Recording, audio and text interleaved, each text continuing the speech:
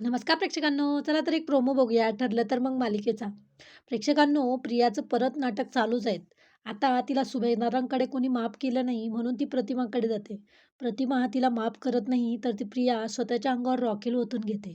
अश्विन प्रतिमासमोर गयावया करत असतो. म्हणतो, "प्रतिमा आत्या, हे बघ, मी तुझ्या पाया पडतो. प्लीज हे सगळं थांबव." प्रतिमा आत्याला या सगळ्याचा खूप त्रास होत असतो. अश्विन म्हणतो, "प्रतिमा आत्या, हे बघ, तिच्या चुकीची एवढी मोठी शिक्षा देऊ नकोस तिला."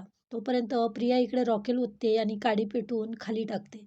तर तिथे आग लागते. हे बघून प्रतिमा, कुसुम, अश्विन, नागराज खूपच शॉक होतात.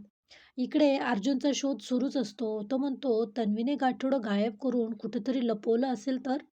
तिच्या रूममध्ये असेल का?" म्हणून तो प्रियाच्या रूममध्ये शोधाशोध करायला जातो. इकडे सायली रूममध्ये येते तर तिथे अर्जुन नसतो. ती म्हणते, "आता हे कुठे गेले?"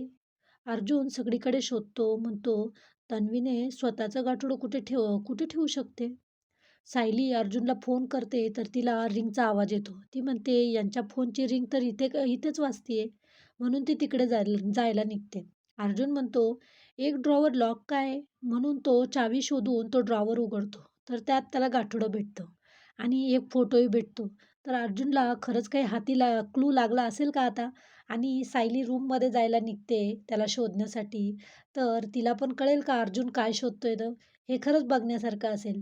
तर असेच नवनवीन प्रोमो बघण्यासाठी प्लीज आपल्या व्हिडिओला लाईक करा आणि चॅनलला सबस्क्राईब करा.